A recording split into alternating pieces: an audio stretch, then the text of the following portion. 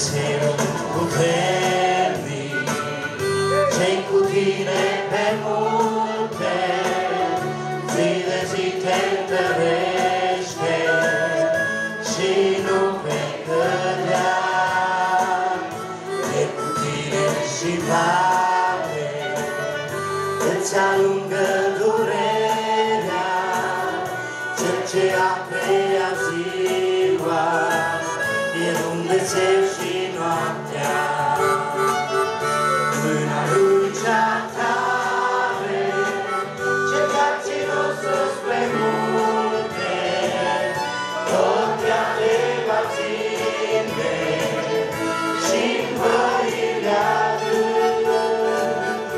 Dumnezeu ce spune, bucurie în suflet, tot El îți va șterge lacrima atunci când mâna Lui cea tare, ce te-a ținut sus pe munte, tot ea te va ține și-n văile adânc.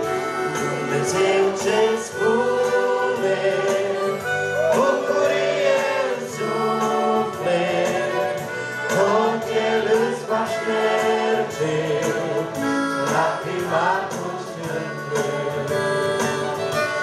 vorbim de credință, când suntem sus pe tâlcă, pare ușor, când necazul n-avem, însă vin clipe grele, cu încercări și ispite, atunci Domnul vede cât te încrezi tu în El.